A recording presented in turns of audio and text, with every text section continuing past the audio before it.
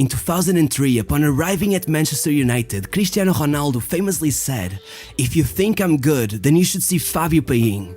While most fans were left wondering who the hell he was talking about, every club in Europe had already been scouting him for ages. So much was the belief that he would become the next great that at 14 Sporting was paying him more than they paid most of their first team players, driving around in supercars before he even had a driving license. However, by 2007, as Ronaldo was about to enter his prime, Paím was yet to make his debut. If it was argued that he was just being given time to get mentally ready for the top level, quickly people began realizing he was just completely out of it, and after 2 seasons, as everyone was ready to give up on him, Chelsea seemingly showed up out of nowhere with a second chance, but not only would he waste it, he would go on an absolute rampage that would culminate in him going completely broke, becoming a criminal, and serving time in jail.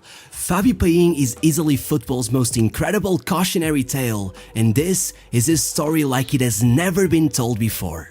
It all started when a social worker spotted him playing in a rough neighborhood west of Lisbon at 6 years of age. They were just building a football team, thinking sports were a good way to make sure the kids stayed on the right path, but then they saw Fábio Paím. The social worker I just mentioned once said, "From the moment I saw him, I already knew one day I'd be on TV telling this story. The story of how I stumbled upon the greatest player of all time." Unfortunately, that isn't the case.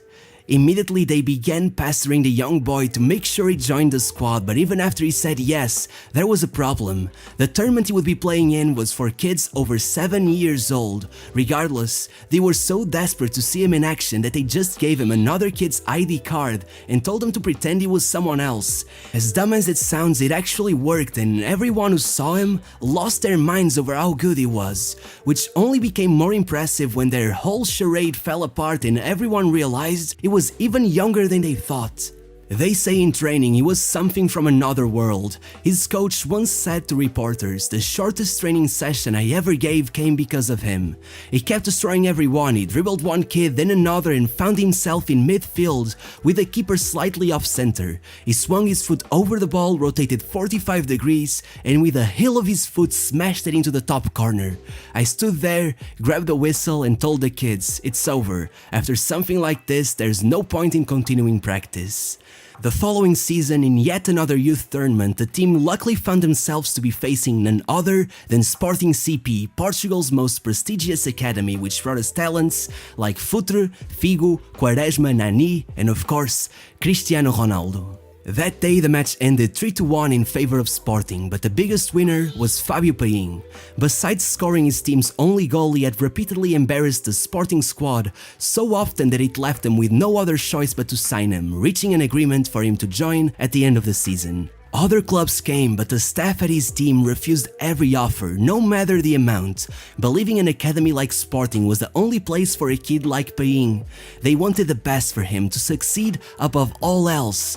It was the lack of this sort of guidance that would be his demise later on.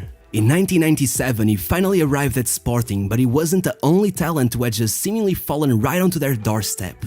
There was another kid, a bit more shy, around 2.5 years older, who had just arrived from Madeira. His name was Cristiano, and from the get-go the comparisons began, and just as quickly, a conclusion was reached. Fábio was not just better, he was much better. Right on his first year, he completely took over the squad, and by the age of 13, he wasn't just their main man, he was bigger than the whole thing put together. He became so famous for his talent that thousands of fans would show up to every training session just to watch him. But it wasn't just the local fans. Every club with a few million laying around was scouting him. It is even said that the French national team promised him a house, a car, jobs for every one of his family members, and an obscene wage so that he would move to their country and vow to file for citizenship in order to play for them instead of Portugal. You don't hear something like that every day. Besides this, as you might imagine, agents began surrounding him like vultures, and in the end, Jorge Mendes was the one to snatch him.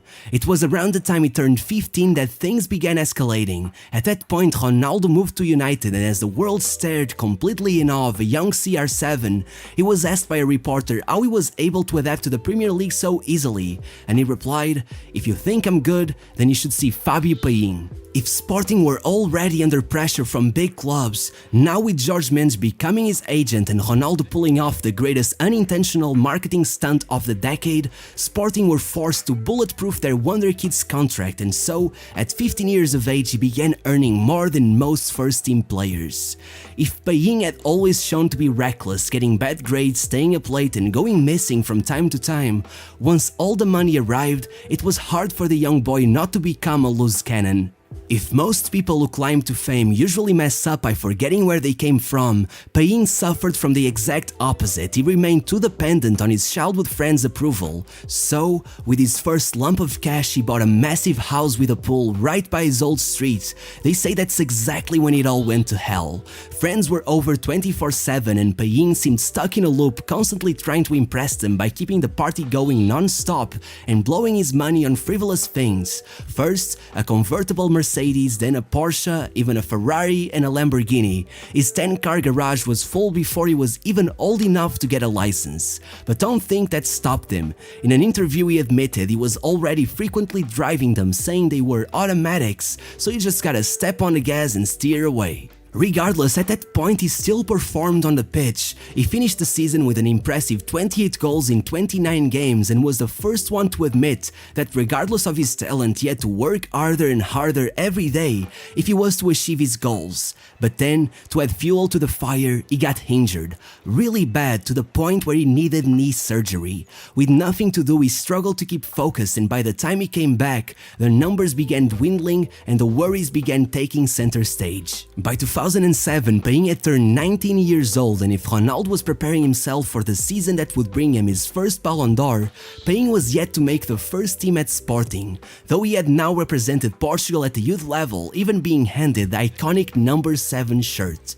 Still, as much as they suspected he wasn't at all ready to take the step into professional football, with his age about to creep into the 20s, Sporting felt forced to get him some minutes, and so he was sent on loan to Olivais e Moscavide in the Portuguese second tier.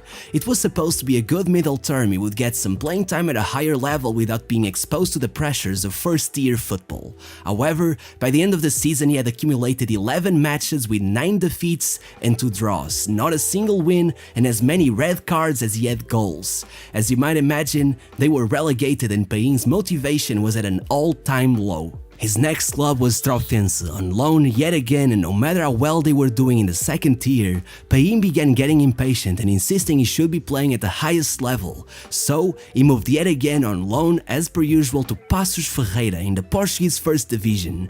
Suddenly, playing time became scarce once again, and after finding some players were just as reckless as him, his biggest memory from the club was going on a trip to Mexico without even packing any bags, just him and a credit card. By the time he came back, he had 3 suitcases full of new clothes. This was the last straw for many people. He even got his last ever call-up for the youth ranks of the Portuguese national team.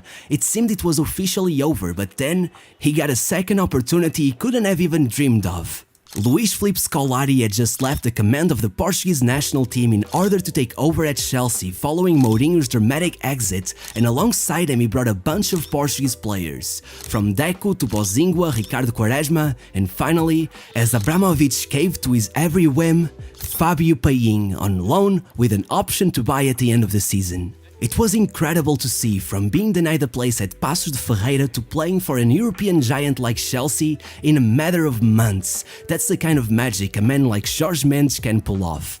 Clearly he had always been a lucky guy, but this was off the charts. However, he very much did not make the most of it. There are a bunch of stories from his time there. Once, he asked Drogba to pick him up from his house on the way to training, only to end up forgetting there was even a session to attend, leaving him outside of his house waiting and furiously honking.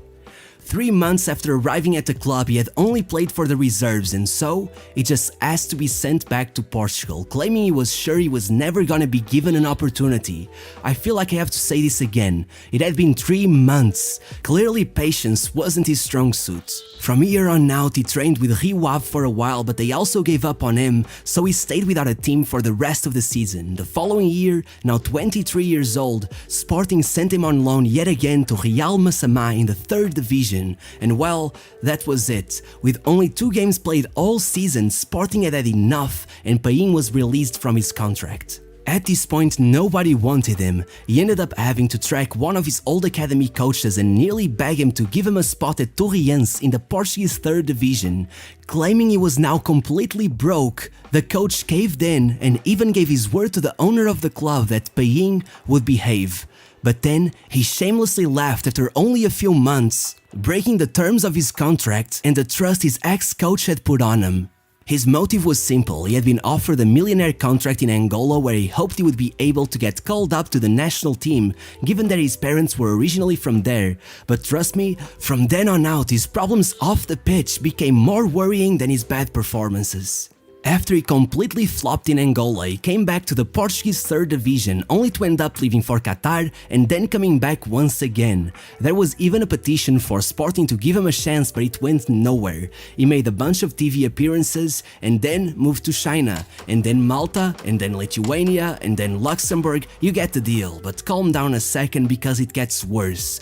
Let's go back to 2012 when he first arrived back from Angola. That year, out of nowhere, he got accused of sexually assaulting a woman in Lisbon, and what surprised me the most was that the police was very quick to act upon it. Turns out he was already on their records for several accounts of public indecency, with several incidents where he was caught masturbating in the street while he watched people. I couldn't find much more regarding what happened in this incident, but as dark as it may sound, Paím made my job easier, because when he was playing in Lithuania, it happened again, once more accused of sexually assaulting a woman, with the Lithuanian police providing a statement in which they claimed he could get up to 7 years in prison. Somehow Paím came to the press insisting he had not even been accused of anything and it all just evaporated, with no actual prosecution, though he very suspiciously exited the country right after it all came to light, despite how well things were going at the club. Later on, after leaving Luxembourg, he once again showed up on the news as a sexually explicit video of him and a young woman leaked online. Then he came back to Portugal to yet another 3rd division team, joining another reality show where, despite being aware that he was being recorded 24/7, he managed to expose his genitalia to the whole country, not surprising considering the whole public indecency thing.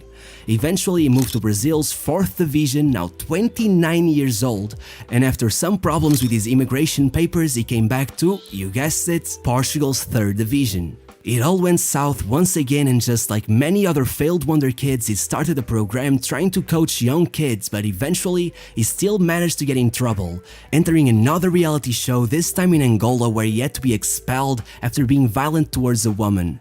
And finally, in 2019, the world's most putrid cherry on top. He got arrested for drug trafficking, being caught in the act of dealing cocaine with the drugs stuck in his underpants, carrying a knife, a pair of scissors, and a precision scale. Couldn't be much more obvious. Later, it was even suggested that he was being used as a drug mule, smuggling drugs to the Portuguese archipelagos, though in the end, despite audio evidence and all, he managed to get some fancy lawyer to win his trial for him, and he was released after 9 months, still managing to be arrested on 2 occasions during trial for driving under the influence of alcohol, and even being considered a flight risk, at one point being banned from leaving the country. And to finish it all off, surprise surprise, he's actually still playing. He just made a comeback and joined the Polish 4th division, though of course he already moved on and is now playing in Moldova, having recently claimed he wishes he had been born with less talent. Not to be too harsh, but perhaps wishing to be born with better decision making might be the way to go if a genie ever crosses paths with him. So yeah, this was the career of the infamous Fábio Paím. If you enjoyed, don't forget to like and subscribe, and I'll see you next week. Bye.